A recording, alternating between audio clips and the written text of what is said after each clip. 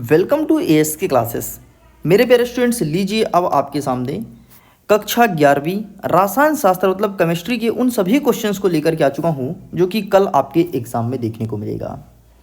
देखिए, अगर आप इस वीडियो को बहुत अच्छे से और फुल टाइम वॉच करते हैं तो सेट नंबर ए और सेट नंबर बी के उन सभी क्वेश्चंस को टिक कराऊंगा जो 2 नंबर, 3 नंबर और 4 नंबर के हिसाब से आपके एग्जाम में देखने को मिलेगा। 100% एकदम रियल प्रश्न पत्र के क्वेश्चंस हैं, बस दिखाने का तरीका अलग है। आपके सामने 100% रियल प्रश्न पत्र ना दिखा करके बल्कि अभी मैं इस प्रकार से दिखा रहा हूँ। थोड़ी देर बाद आपको पेपर भी मिल जाएगा, लेकिन एग्ज़ाम के कुछ घंटे पहले ही पेपर दिया जाता है। इसका रीज़न ये है कि अगर अधिकारी कर्मचारी को पता चल गया तो हमें भी दिक्कत हो सकता है और आप लोग को भी। आप लोग को दिक्कत कैसे? अगर उनको पता लग गया कि पहले से पेपर वायरल हो गया तो डेफिनेटली वो पेपर चेंज कर देंगे। और हमें दिक्कत कैसे? हमारे ऊपर स्ट्राइक लग सकता है या फिर कुछ एक्शन भी लिया जा सकता है। तो दोनों के सेफ्टी एंड सिक्योरिटी को ध्यान रख दीजिए। मैं रियल क्वेश्चंस को टिक कराऊंगा क्वेश्चन बैंक की सहायता से। मैं आपको बता देता हूं, पूरा का पूरा प्रश्न पत्र आपके क्वेश्चन बैंक से डिजाइन हो रहा है।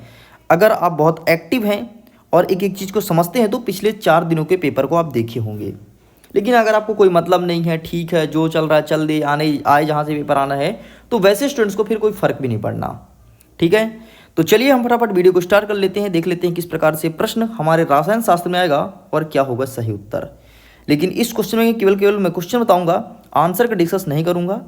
इसके अलावा 1 नंबर के अगर आपको वस्तुनिष्ठ क्वेश्चन चाहिए तो टेलीग्राम पर जुड़ना पड़ेगा। टेलीग्राम का लिंक वीडियो के डिस्क्रिप्शन बॉक्स में दिया गया है। वहाँ पर सारे 1 नंबर के क्वेश्चन को एएस के द्वारा कवर किया जाएगा एक टेस्ट के रूप में। ठीक है, फटाफट तैयार हो जाओ, सभी क्वेश्चन को टिक कर लो, रट लेना। चाहे तुम्हारा सेट नंबर ए हो या बी, एक भी बाहर नहीं जाएगा, गारंटी देता है आपको एएस की। देखो, हमारा पहला प्रश्न पूछेगा सीमांत अभिकर्मक क्या है। 2 नंबर के हिसाब से क्वेश्चन देखने को मिलेगा। ठीक है, नेक्स्ट यौगिक के मूलानुपाती सूत्र को परिभाषित कीजिए, ये प्रश्न आएगा। बाकी छोड़ दो, कोई दिक्कत नहीं।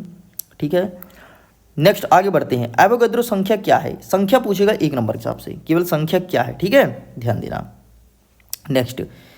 नेक्स्ट आपके एग्जाम में ऊर्जा संरक्षण का नियम या द्रव्यमान संरक्षण का नियम, ये आपके एग्जाम में आता है और इस बार भी आएगा। ठीक, ये प्रश्न नहीं आएगा, ये आएगा कि ऊर्जा संरक्षण का नियम क्या है, या फिर ऐसा लिख सकता है कि द्रव्यमान संरक्षण का नियम क्या है। चलिए, बाकी कोई प्रश्न नहीं आएगा, स्किप कर दो, कोई मतलब नहीं है हम फालतू क्वेश्चंस को कवर करें। हम वही कवर करेंगे जो हमारे एग्जाम पॉइंट ऑफ व्यू से इंपॉर्टेंट है और ये परीक्षा में देखने को मिलेगा। एक प्रश्न और छूट गया था, यौगिक के मूलानुपाती सूत्र को परिभाषित कीजिए, इसे देख लीजिए। आगे बढ़ते हैं। अध्याय 2 परमाणु संरचना से कौन कौन से क्वेश्चन आएंगे, इसे भी जल्दी जल्दी देख लेते हैं। देखिए, परमाणु संरचना क्वेश्चन यहाँ से स्टार्ट होते हैं। इलेक्ट्रॉन की खोज किसने की है, 1 नंबर का प्रश्न रखा है, तुम देख लेना विकल्प में। ठीक, नेक्स्ट यहाँ से कोई भी क्वेश्चन नहीं आएगा, आप इन्हें स्किप कर सकते हो। ठीक है, आगे बढ़ते हैं। हाइड्रोजन वर्ग के अनिश्चितता का सिद्धांत 2 नंबर के हिसाब से प्रश्न पूछा जाएगा, स्किप करो, कोई दिक्कत नहीं, टाइम पास करने से कोई मतलब नहीं है। ठीक, नेक्स्ट सही जोड़ी बनाइए, कुछ नहीं, सही जोड़ी वगैरह तो सब मैं वहाँ पर दूंगा टेलीग्राम पे। हाँ, हुंड का नियम बताना है और पाउली का वर्जक नियम, दोनों इंपॉर्टेंट है एग्जाम पॉइंट ऑफ व्यू से। ठीक है, पिछले कई सालों से लगातार रिपीट हो रहा है और इस बार भी तुम्हारे एग्जाम में देखने को मिलेगा। हुंड और पाउली दोनों देख लेना। ये देखो, वही क्वेश्चन से बार बार रिपीट है, मतलब डेफिनेटली आएगा। हाइड्रोजन के अनिश्चित सिद्धांत 2 नंबर में आएगा, पहले बता दिया हूँ। ठीक है, अभाव सिद्धांत देख लेना और N+L नियम, ये 1 नंबर का पूछेगा। ठीक है, तो यहाँ से अभाव का नियम, N+1 नियम, क्वांटीकरण और ऊपर 2-3 क्वेश्चन, बस 6 प्रश्न आपको यहाँ से प्रिपेयर करना है। नेक्स्ट 4 नंबर के हिसाब से, 4 नंबर के हिसाब से पूछेगा प्रकाश विद्युत प्रभाव क्या है, ये पूछेगा 4 नंबर के हिसाब से, तो इसे आपको प्रिपेयर करना है। बाकी छोड़ दो, कोई दिक्कत नहीं। ठीक है, नेक्स्ट एक्टिव हो जाओ भाई साहब। बोर के परमाणु मॉडल और एक और परमाणु मॉडल है रदरफोर्ड का परमाणु मॉडल। तो रदरफोर्ड के परमाणु मॉडल की कमियां पूछता है हमेशा। बोर का उतना इंपॉर्टेंट नहीं है, लेकिन रदरफोर्ड के परमाणु मॉडल की कमियां बहुत ज़्यादा इंपॉर्टेंट है, तो उनकी कमी देख लेना। और अंतिम प्रश्न आपको देखना है, डी ब्रॉगली समीकरण क्या है, व्युत्पत्ति कीजिए। प्रश्न को सुन लो, यहाँ पे नहीं लिखा है इसलिए मैं बोल के बता रहा हूँ। डी ब्रॉगली समीकरण या डी ब्रॉगली समीकरण, जो भी उच्चारण करते हो वो देखने को मिलेगा। आगे बढ़ते हैं। इकाई 3 तत्वों का वर्गीकरण और गुणधर्म में आवर्तिता, बहुत इंपॉर्टेंट चैप्टर है। यहाँ से बहुत सारे क्वेश्चन देखने को मिलेगा, आप देख लेना, चाहे सेट ए हो या सेट बी। सबसे पहले सुन लो प्रश्न क्या है। इलेक्ट्रॉन ग्रहण एंथैल्पी को किससे मापा जाता है, 2 नंबर का प्रश्न रखा है, देख लेना। नेक्स्ट क्षारीय धातुओं में से किसकी आयनन एंथैल्पी सबसे कम होती है? 1 नंबर का प्रश्न है। ठीक है, बाकी यहाँ से कोई क्वेश्चंस नहीं आएगा, स्किप करो। आगे बढ़ते हैं, बड़े टाइप के क्वेश्चंस को कवर करने का प्रयास करेंगे। ये देखो, ध्यान से देखना, जिस क्वेश्चंस को टिक करूँ तो आपको आगे देखना है आयनन एंथैल्पी क्या होता है, समझाइए। 2 नंबर के हिसाब से आएगा। ठीक है, बड़े में से छोटे प्रश्न बनाए गए हैं, आयनन एंथैल्पी क्या है समझाइए। नेक्स्ट आप देख लेना, बेरिलियम तथा मैग्नीशियम की इलेक्ट्रॉन ग्रहण एंथैल्पी लगभग 0 होती है, क्यों? और इसी के अथवा में प्रश्न पूछेगा नाइट्रोजन की आयनन एंथैल्पी ऑक्सीजन से ज़्यादा होती है, क्यों? बस इतना प्रश्न आपको तैयार करना है इस चैप्टर से। ठीक है, आगे बढ़ते हैं। नेक्स्ट देखना है आपको प्रभावी नाभिकीय आवेश, नहीं ये नहीं आ रहा, सॉरी ये नहीं आ रहा, परिरक्षण प्रभाव आ रहा है, ये देखना है। ठीक है, बाकी कोई क्वेश्चन नहीं आ रहा, स्किप करो। मेंडल नियम द्वारा तत्वों के वर्गीकरण में कौन सा साधारण सकता, नहीं आ रहा है। ठीक, नेक्स्ट आगे टिक कर लो। डी ब्लॉक के सामान्य तत्व का लक्षण क्या है? 2 नंबर का प्रश्न है। नेक्स्ट आप देख लीजिए, आप 27 नंबर इसे अच्छे से कर लेना। बस भैया इतना ही आपको इस चैप्टर से करना है, पेपर फाड़ दोगे, बात मानो। आगे देखते हैं नेक्स्ट इकाई 4 रासायनिक आबंधन तथा आणविक संरचना। यहाँ से क्वेश्चंस को कवर करते हैं। यहाँ से हमारे क्वेश्चंस कौन कौन से हैं देखिए। सबसे पहले कहता है आबंधन प्रबलता और आबंधन कोटि, नहीं पूछेगा, ये नहीं आएगा। ठीक, ओहो मिल गया जिस प्रश्न का इंतजार था। FeCl2 और FeCl3 में किसकी संयोजकता गुण अधिक होगा और क्यों? ठीक, ये प्रश्न आता है, हर साल आता है, और इसी प्रश्न को मैं ढूंढ ही रहा था कहाँ है। नेक्स्ट आगे बढ़ते हैं। VSEPR सिद्धांत का वर्णन कीजिए, 4 नंबर के हिसाब से देखने को मिलेगा। ठीक, आयनिक आबंध किसे कहते हैं, ये भी प्रश्न आता है एग्जाम में। और जालक ऊर्जा किसे कहते हैं, ये 2 नंबर का प्रश्न नहीं है, केवल छोटे छोटे 2 नंबर के। ठीक है, ऐसा नहीं कि तुम्हारे यहाँ पे 4 नंबर में दिया है तुम सोचो अरे 4 नंबर ही बनेगा, नहीं। अगर ऐसा तुम विचार भी कर रहे हो तो अपने विचार को उखाड़ के फेंक दो, गलत विचार कर रहे हो। आगे देखते हैं, नेक्स्ट हमारा अध्याय 6 ऊष्मागतिकी से किस प्रकार से क्वेश्चन आएंगे, इसको भी देख लेते हैं। ऊष्मागतिकी से यहाँ स्क्रॉल डाउन करते हैं तो यहाँ से हमारे क्वेश्चन स्टार्ट होते हैं। 1 सेकंड रुकिएगा बेटा, ये रहा 5 अंकीय प्रश्न आएगा। इसके पहले एक शब्द में एक वाक्य में उत्तर। परम शून्यताप किसे कहते हैं, 1 नंबर का प्रश्न है। ठीक है, नेक्स्ट तुम मिला लेना यार, मिला लेना। ऊष्मागतिकी उत्क्रमणीयता क्या है, नेक्स्ट। आइए 5 नंबर और 4 नंबर के हिसाब से क्वेश्चंस को देखते हैं। प्रबल अम्ल और दुर्बल अम्ल में अंतर पूछता है। ठीक, ये 4 नंबर के हिसाब से। नेक्स्ट, बाकी कुछ नहीं आएगा। ठीक है, दहन ऊष्मा क्या है इसे देख लेना, एंट्रोपी क्या है इसे देख लेना। ठीक है, दुर्बल और प्रबल अम्ल में पहले ही बता दिया, इसे पढ़ना ही है। इस चैप्टर से दुर्बल प्रबल पूछेगा ही पूछेगा, गारंटी के साथ कहता हूँ, क्योंकि ये चैप्टर बना ही उसी लिए, दुर्बल और प्रबल के लिए। तो बस इतने क्वेश्चंस देखने को मिलेगा। आगे देख लेते हैं नेक्स्ट, ऊष्मागतिकी का द्वितीय नियम क्या है ये देख लेना। गिब्स मुक्त ऊर्जा ये देखना है, एंट्रोपी क्या है ये देख लेना, हैस का नियम। बस इस छोटे छोटे क्वेश्चन आएंगे, छोटे छोटे। आगे बढ़ते हैं, अध्याय 7 कहता है साम्यावस्था। आइए देखते हैं यहाँ से कितने प्रश्न पूछे जाएंगे।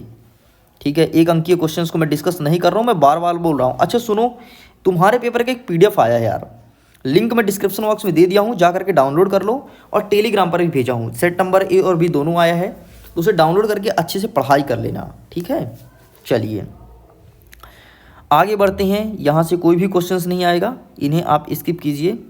ठीक है, संयुग्मी अम्ल युग्म नहीं आ रहा। आहिर्नियस ब्रेंड लुइस, तीनों को पढ़ लेना। लुइस प्रतीक बिंदु पूछता है हमेशा। बस पीएच स्केल तुम्हारे पेपर में इस बार आ रहा है, पीएच स्केल किसे कहते हैं, 3 नंबर का प्रश्न बन रहा है, इसे अच्छे से रीड कर लेना। ठीक, आगे बढ़ते हैं नेक्स्ट द्रव्य अनुपाती क्रिया का नियम बताइए, ये आपके एग्जाम में आएगा। ली सैतेली के सिद्धांत को समझाइए, ये आपके एग्जाम में आएगा। ठीक है, बाकी कोई क्वेश्चन नहीं आ रहा, स्किप करते हैं। आगे बढ़ते हैं, 8वां नंबर कहता है कि रेडॉक्स अवक्रिया। आइए देखते हैं यहाँ से कौन कौन से क्वेश्चंस बनेंगे हमारे रेडॉक्स अवक्रिया से। इसको स्क्रॉल डाउन करते हैं, आगे यहाँ से क्वेश्चंस आएंगे। देखो हमारे एग्जाम में हाइड्रोजन इलेक्ट्रोड विभव क्या है, पहला क्वेश्चन रेडॉक्स अवक्रिया, दूसरा क्वेश्चन ऑक्सीकारक अपचयक, तीसरा क्वेश्चन, चौथा क्वेश्चन ठीक है संयोजकता, 5वां क्वेश्चन यहाँ से इतने क्वेश्चंस देखने को मिलते हैं और देख लेना मिलेगा ही मिलेगा। जितना टिक कराए वहाँ से 2 प्रश्न आएंगे, बता देता हूँ अभी से, ठीक। सब पढ़ना क्योंकि दोनों सेट का बता रहा हूँ ना। चलिए छोड़ दो, आगे देखते हैं नेक्स्ट अध्याय 12 कार्बनिक रसायन कुछ आधारभूत सिद्धांत एवं तकनीकें। थोड़ी कठिन चैप्टर है लेकिन यहाँ के क्वेश्चंस को हम टिक कर लेते हैं और उसी उसी पढ़ के जाएंगे और फिर हम करते हैं अपने वीडियो को एंड। सबसे पहले IUPAC नाम से संबंधित एक प्रश्न आएगा, पक्का है वादा, सही विकल्प में आएगा, ठीक। लेकिन हमें देखना है बड़े टाइप के क्वेश्चंस, तो एक्टिव हो जाओ भाई क्योंकि ये बहुत तगड़े चैप्टर्स हैं। देखो सबसे पहले देख लो यौगिक का आवन सूत्र आइसोप्रिल और 2,3 डाई मीथेन ब्यूटेनाइल, ठीक। बहुत ही कठिन चैप्टर लेकिन बहुत मज़ेदार भी अगर बनता है तो, नहीं तो बहुत दिमाग खराब होता है। जैमित समवेतता की एग्जाम्पल बताइए। एक बात बताऊँ, मैं पता है कैसे पढ़ता था, देखो ऐसे क्वेश्चंस आते हैं, एक ये रिएक्शन वाले और एक अथवा में एक और प्रश्न दिया रहता है, तो मैं रिएक्शन वाले अटेम्प्ट नहीं करता था क्योंकि रिएक्शन वाले मुझे बहुत कठिन लगता था, सच बताऊँ तो, है ना। IUPAC नामकरण सरल था तो वो मैं पढ़ लिया था, लेकिन कठिन स्तर का जब IUPAC नामकरण करने जाता था तो फिर वो भी बत्ती गुल। तो मैं क्या करता था, अथवा वाला एक और क्वेश्चन रहता है जो ऐसे रहता है जैसे प्रेरणिक प्रभाव, इलेक्ट्रोमैग्नेटिक प्रभाव, तो मैं ये वाले क्वेश्चन को अटेम्प्ट करता था। भैया मैं उससे बहुत बचता था केमिकल रिएक्शन से, इसीलिए फिर मैं केमिस्ट्री से आफ्टर 12th मतलब 12वीं के बाद पढ़ाई नहीं किया, फिर मैं गणित से ही पढ़ाई किया, ठीक है। केमिस्ट्री बहुत कठिन है यार मेरे हिसाब से, मतलब इतनी कठिन भी नहीं है, लेकिन ये जो रिएक्शन होता है ना, ये भाई मेरे से नहीं हो पाता।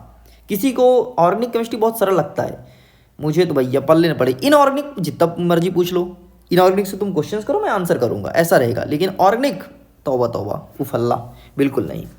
नेक्स्ट देख लेते हैं प्रेरणिक प्रभाव और इलेक्ट्रोमैग्नेटिक प्रभाव, इसको देख लेना, ठीक है।